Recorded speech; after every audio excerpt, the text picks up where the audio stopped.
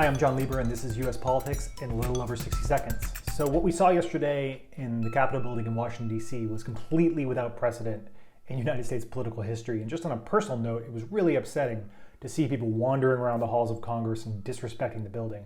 And fundamentally, this was a failure of policing at some level, and the Capitol Police will be expected to be held accountable for that in the coming weeks.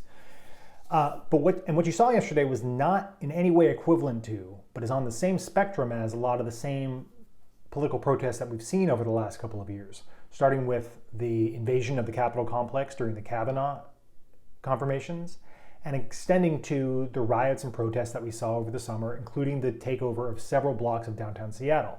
This is obviously what happened yesterday far beyond the pale of any of those things, and it is no way they're equivalent. But what all of this reflects is a failure of the democratic process to resolve differences in the United States. And that's a function of the deep polarization that you've seen, both because of geographic sorting and atomization of the media that's allowing people to live in their own bubbles and give political figures strong incentives to disagree as opposed to coming to agreements.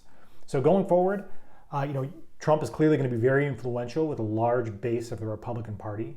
And this MAGA group is going to, concentrated largely in rural areas, can still help Republicans win the House of Representatives, and they may take a majority in the next election cycle in 2022.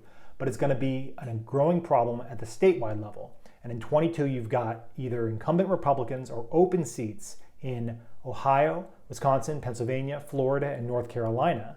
And if those states vote anything like we saw in Georgia earlier this week, then it's clear that embracing Trump and MAGA is not enough to win statewide in those places.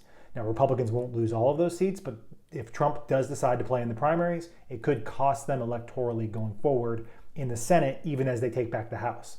In 2024, for the presidential election, that's really a jump ball election. And the effects of the Trump base may fade by then, but if he's still an influential figure in the party, you're going to see members jockeying for the favor of that base, which moves the party in an increasingly populist and conservative direction. So for the next 2 weeks, I think physical security is going to be an incredibly important theme here in Washington, D.C. If I'm working in the Capitol complex right now, I'd be really worried about the ability of the Capitol Police to ensure the safety of the inauguration, which was already expected to be a physically distant inauguration because of the coronavirus. So I think you're going to see an increasingly militarized presence here in D.C. Very, very few people allowed to even gather near the mall over the next 2 weeks. And the real wild card is President Trump. Does he decide to spend the next 2 weeks kind of, beginning his retirement in Mar-a-Lago? Or does the theater of getting thrown out of the White House on January 20th have too much of an appeal to his base who believes that the election was stolen from him? And you can't rule anything out right now. Things that are beyond the pale or would have been previously imaginable sure seem like they're on the table. So it'll be an eventful period with a lot of headline risk, but ultimately the policy impacts, I think, of this are pretty limited. Democrats now have unified government, which means that they'll be able to accomplish a lot on the fiscal front next year, increase spending on healthcare, energy policy, and stimulus, some of which will be paid for by tax increases. And the events of this week at the Capitol building don't fundamentally impact that.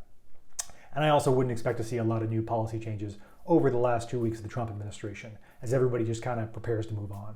So thanks for watching. This has been U.S. Politics in a lot more than 60 seconds. See you next time.